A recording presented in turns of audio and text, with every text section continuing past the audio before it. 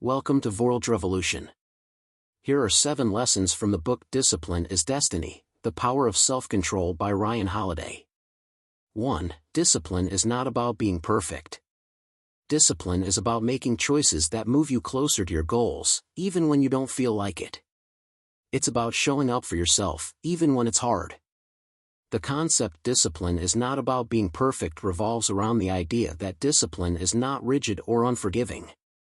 Instead, it is a flexible tool for self-improvement and self-mastery, not a standard of perfection. Through stories of historical figures and reflections on modern life, Holiday illustrates how discipline shapes success and fulfillment, even amid imperfections. One key example in the book is the life of Lou Gehrig, the famous baseball player known for his resilience. Gehrig played through pain and setbacks, but his career wasn't about achieving a flawless record. Instead, it was his consistent effort, discipline, and dedication that defined him. He wasn't perfect, no one is. Gehrig accepted his limitations but used his discipline to push through adversity, which, in turn, allowed him to achieve greatness over the long haul. Holiday also uses the example of Queen Elizabeth II, who led a long, disciplined life as a monarch, managing her role with a quiet sense of duty. Her reign wasn't without mistakes or challenges, but she maintained her sense of responsibility and commitment, showing that discipline means showing up, doing the work, and maintaining values even when things aren't perfect. The lesson here is that discipline doesn't require one to be free from errors or missteps. It's about continuously striving for improvement and enduring through hardships. Rather than expecting perfection, discipline is the act of bouncing back from failures, persisting, and moving forward. It's a process, not a destination. In the context of self-discipline, Holiday encourages readers to understand that the pursuit of discipline is more about consistency than flawlessness.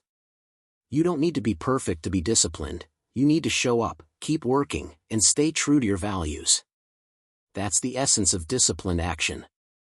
2. Discipline is about delayed gratification. Discipline is about being willing to sacrifice short-term pleasure for long-term gain. It's about saying no to the things that will derail you from your goals, and saying yes to the things that will help you achieve them. Ryan Holiday delves into the idea that discipline is closely tied to the principle of delayed gratification, foregoing immediate pleasure or reward for the sake of long-term success or fulfillment. This concept is illustrated through examples of individuals who embodied the practice of self-restraint and patience, understanding that the fruits of discipline often take time to materialize. One poignant example from the book is the story of the Roman Emperor Marcus Aurelius.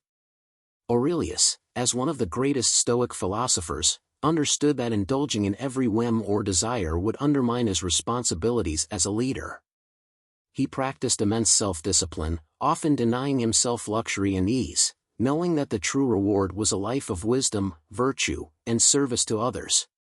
His reign wasn't about seeking power for personal gain or immediate glory, but about ensuring the welfare of his people and empire.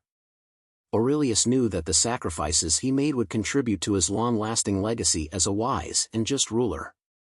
Holiday also reflects on the life of Ulysses S. Grant, the Union General and U.S. President, who embodied the principle of delayed gratification during the Civil War.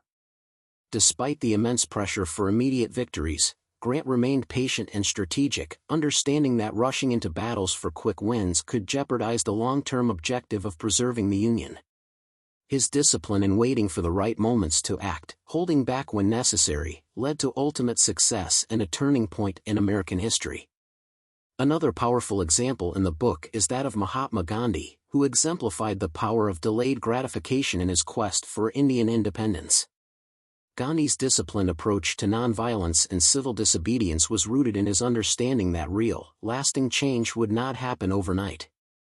He withstood imprisonment, personal hardship, and ridicule because he believed that patience and perseverance would eventually bring about the desired outcome.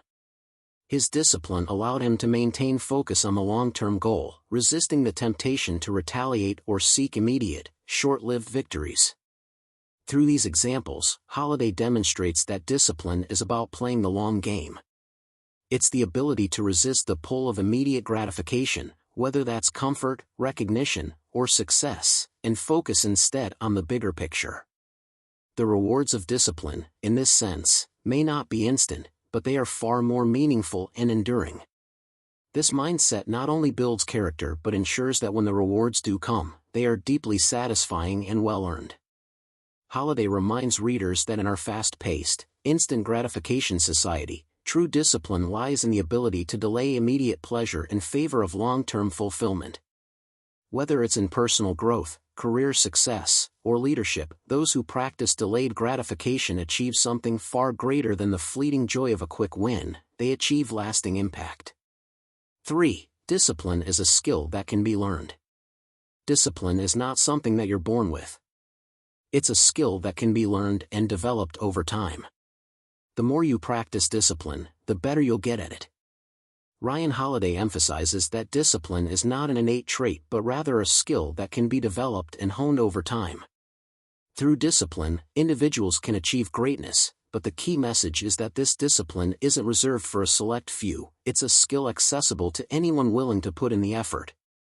The examples in the book showcase how individuals who were not naturally disciplined learned to master it through dedication and practice. One of the most striking examples Holiday provides is that of Theodore Roosevelt. Roosevelt wasn't born disciplined, quite the opposite, actually. As a child, he was sickly, weak, and prone to asthma attacks. However, he consciously decided to transform himself, taking control of his life by developing both physical and mental discipline. He forced himself to exercise, building his body through rigorous activities like boxing, hiking, and hunting, despite his natural inclination towards fragility. Over time, Roosevelt's self-discipline became a hallmark of his character, propelling him to success as a soldier, president, and adventurer. His disciplined approach to life was learned and cultivated through consistent effort, proving that no matter one's starting point, discipline can be acquired. Holiday also highlights the life of the artist and inventor Leonardo da Vinci. Although da Vinci is often revered for his genius, his early life was marked by a lack of focus. He was easily distracted, often abandoning projects in favor of new ideas. But over time, he recognized that to achieve his full potential, he needed to master the discipline of focus and commitment. Da Vinci began structuring his life and work, developing the habit of sticking with tasks until completion. His discipline didn't come naturally, but once he learned to harness it, it allowed him to produce some of the most iconic works in history, from the Mona Lisa to his detailed anatomical studies. Another powerful example from the book is the story of George Washington. As a young man, Washington was ambitious and impulsive, prone to making rash decisions. However, through mentorship and experience, he gradually developed the discipline required for leadership. During the Revolutionary War, Washington's ability to remain calm under pressure, strategically manage his troops, and endure hardship without losing focus or morale was a testament to his learned discipline. His growth from a hot-headed young man to a disciplined, revered leader demonstrates that discipline is a skill that can be cultivated through time and experience. Holiday uses these examples to illustrate that discipline is not about having perfect control from the start. Instead, it is a gradual process of learning, practicing, and refining habits. By focusing on small, consistent improvements, anyone can learn to become more disciplined. The key takeaway is that discipline, like any skill, requires effort, patience, and perseverance, but once it is mastered, it becomes the foundation for achieving extraordinary things. Through these narratives, Holiday dismantles the myth that discipline is something you either have or don't. He encourages readers to view discipline as a learnable and actionable practice, empowering them to take control of their lives and destinies by committing to the daily work of self-improvement. 4. Discipline is not about willpower alone. Willpower is important, but it's not the only thing that matters. Discipline is also about building habits and routines, and creating an environment that supports your goals. Ryan Holiday explains that discipline is not solely reliant on willpower. While willpower can spark initial motivation, true discipline is about creating systems, habits, and structures that help maintain focus and consistency over time. Holiday uses various historical figures to illustrate that discipline is more sustainable when it's built on routines and thoughtful practices rather than relying on the fleeting force of willpower alone. One of the central examples Holiday provides is the life of Lou Gehrig, the legendary baseball player known as the Iron Horse for his incredible streak of 2,130 consecutive games played. Gehrig's discipline was not driven purely by willpower but by his commitment to routine. He had a structured regimen, taking care of his body and mind to maintain consistency over the long haul. He showed up every day, not because of an immense daily burst of willpower, but because his habits and structure made it natural for him to do so. Willpower may have been the initial driver, but it was the systems Gehrig put in place, his training, his rest, his commitment to consistency, that allowed him to achieve greatness. Holiday also highlights the story of the Roman philosopher Seneca. Seneca lived a life of discipline, not because he relied on his willpower to resist temptation, but because he built his life around Stoic principles that helped him maintain self-control. By regularly practicing mental exercises and reflection, Seneca fortified his discipline. He created a structure that made it easier to live a virtuous life, one where willpower was not constantly taxed. Seneca understood that discipline wasn't about denying desires through sheer force of will but rather about setting up habits and mental frameworks that aligned with his goals, so that he didn't have to rely on willpower alone to stay disciplined. Another powerful example from the book is that of Dwight D. Eisenhower. As a general and later the President of the United States, Eisenhower had to navigate massive responsibilities and high-stress situations. His success was not because of his constant reliance on willpower, but rather his disciplined approach to decision-making and time management. Eisenhower famously created the Eisenhower box, a simple system to prioritize tasks based on urgency and importance, allowing him to make clear, disciplined decisions without being overwhelmed. His discipline wasn't about powering through chaos, it was about organizing his life in such a way that discipline became part of the structure, easing the burden on his willpower. Holiday's key lesson here is that willpower alone is not a sustainable source of discipline. While willpower can push someone through tough moments, it is finite and can be depleted by stress, fatigue, and decision overload. That's why the most disciplined individuals rely on systems and habits that minimize the need for constant willpower. By building routines and creating environments that support disciplined behavior, individuals can conserve willpower for when they truly need it.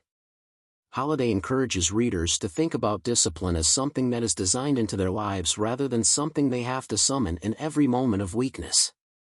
By creating structures, such as routines, habits, and decision-making frameworks, they can maintain discipline over the long term without relying on willpower alone. 5. Discipline is not about being tough on yourself. Discipline is not about beating yourself up when you make mistakes. It's about learning from your mistakes and trying again. Ryan Holiday emphasizes that discipline is not about being harsh or overly critical toward oneself. Instead, it's about being kind, understanding, and nurturing a healthy balance in the pursuit of goals. The book highlights that true discipline is rooted in self-respect, patience, and self-compassion, rather than self-punishment or rigid expectations of perfection. Holiday provides examples of individuals who achieved discipline not by being tough on themselves, but by practicing self-control in a thoughtful and sustainable way. One powerful example is the life of the ancient Stoic philosopher Epictetus. Born into slavery, Epictetus endured physical hardship, but despite this, he cultivated a deep inner discipline. His teachings stress that discipline is not about inflicting harshness upon oneself but rather about controlling one's mind and desires. Epictetus believed that self-discipline involves self-awareness and self-kindness. He taught that it's about focusing on what's in your control and letting go of things that aren't, rather than berating yourself for perceived failures or setbacks. Through this perspective, Epictetus demonstrated that discipline is a calm and deliberate practice, not a form of self-flagellation. Holiday also tells the story of Mahatma Gandhi, whose incredible self-discipline led to the success of his nonviolent resistance movement. Gandhi was known for his intense personal discipline, including periods of fasting and self-restraint. However, his discipline was not rooted in self-punishment, it was a reflection of his deep understanding of the power of moderation and balance.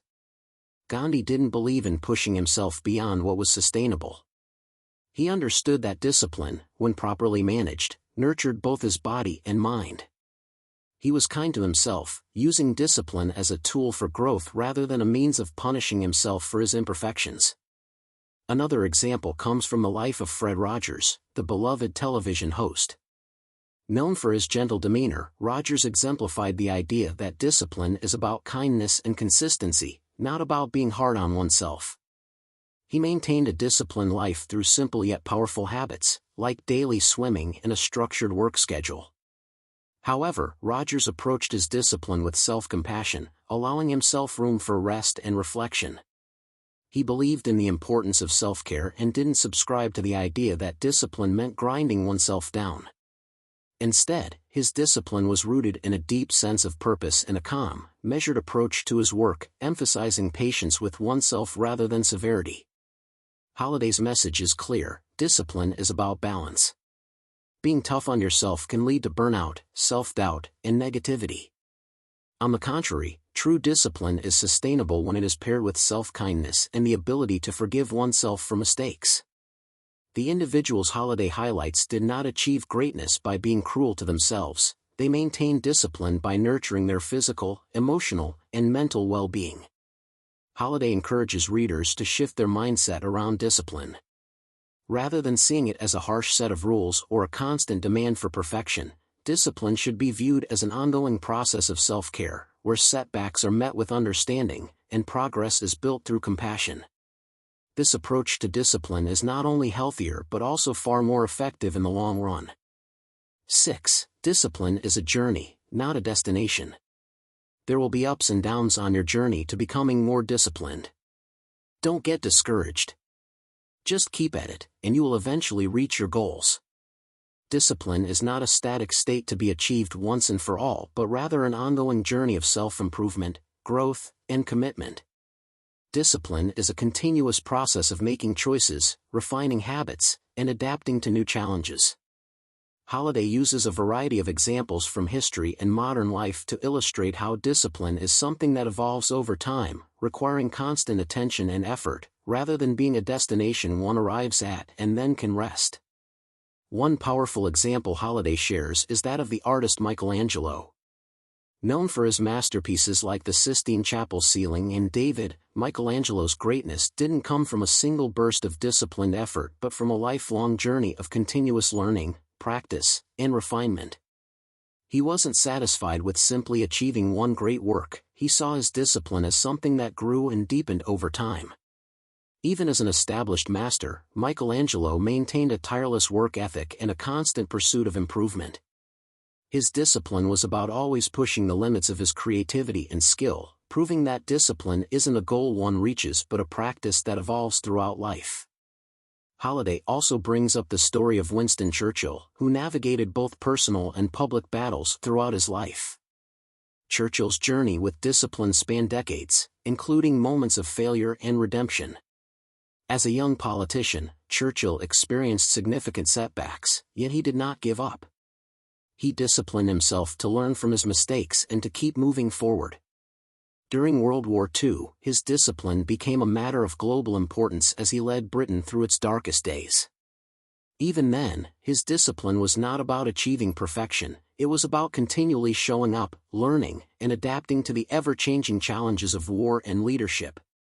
Churchill's life illustrates that discipline is something that requires endurance over the long haul, not something that can be perfected in a single moment or achievement. Another example in the book is the story of Olympic athlete Michael Phelps. Phelps' journey as the most decorated swimmer in history was not defined by a single race or victory but by years of rigorous training and discipline. From a young age, Phelps adhered to a strict routine, training for hours every day, 7 days a week. But his discipline didn't end with his success in the pool. It was an ongoing commitment to excellence. Even after winning multiple gold medals, Phelps continued to push himself, understanding that discipline was about the continuous journey of self-mastery.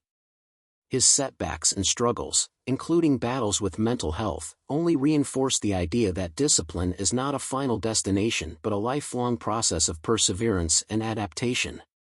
Holliday also touches on the example of Maya Angelou, the poet and writer who embraced discipline in her creative work.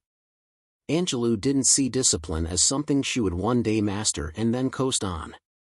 Instead, she viewed her writing as a daily discipline, showing up to work regardless of whether she felt inspired or not. Angelou had a strict writing routine, often working in a sparse hotel room to avoid distractions.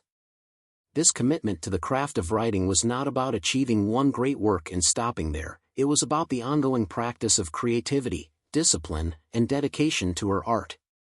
Through these stories, Holiday underscores that discipline is not a one-time achievement. It's a journey that evolves and adapts as life presents new challenges and opportunities. It involves constant learning, growth, and the ability to rebound from failures. Discipline, in this sense, is not about crossing a finish line, it's about developing the resilience and commitment to keep moving forward, no matter how far you've already come. Holiday's message is that discipline is something that requires nurturing and attention throughout life. It's about making small, consistent efforts every day, knowing that the journey itself is what leads to fulfillment and success. There is no final end to discipline, it's the act of continually striving, adjusting, and improving over time.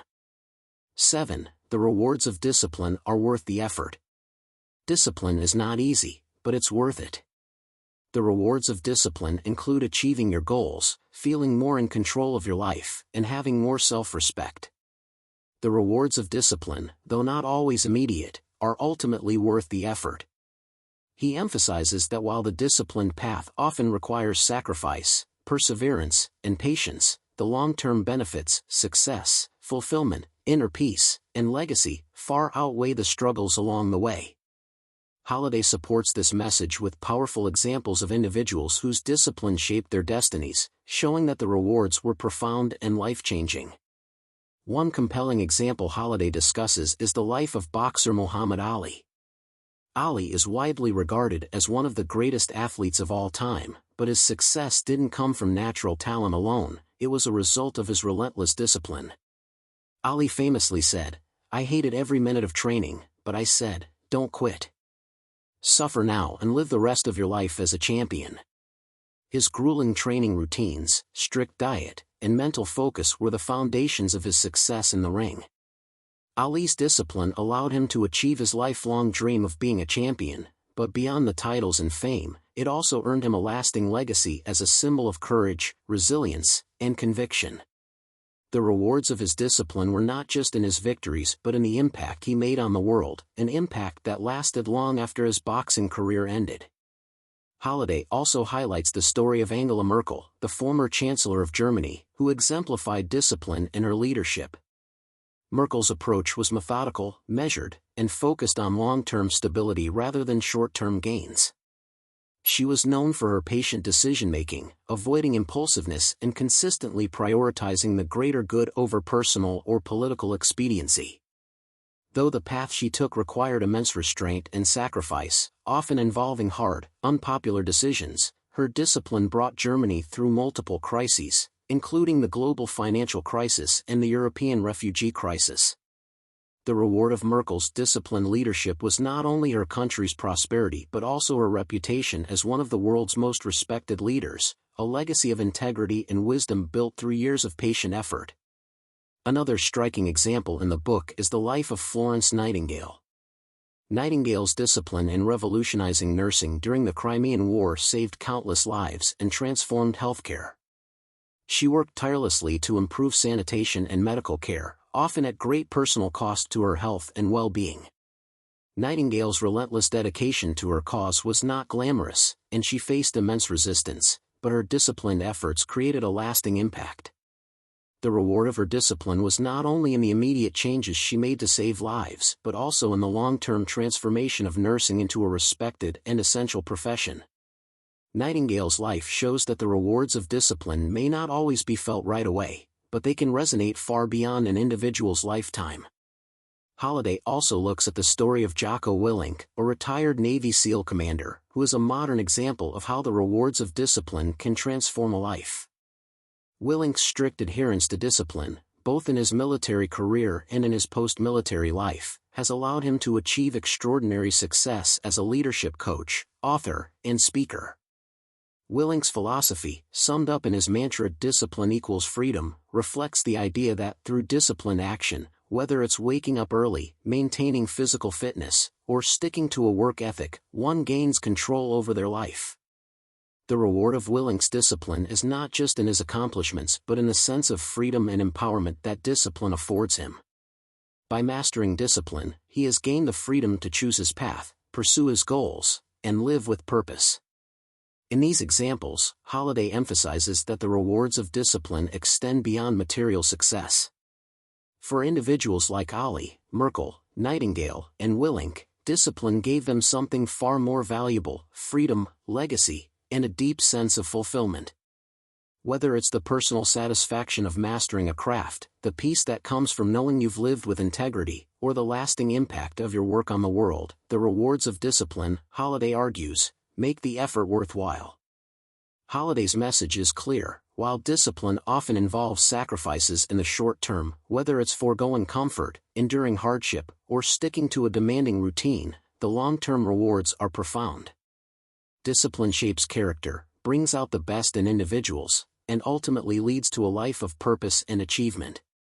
The rewards of discipline, though sometimes delayed, are rich and deeply meaningful, making the effort not just worth it but essential for living a life of destiny.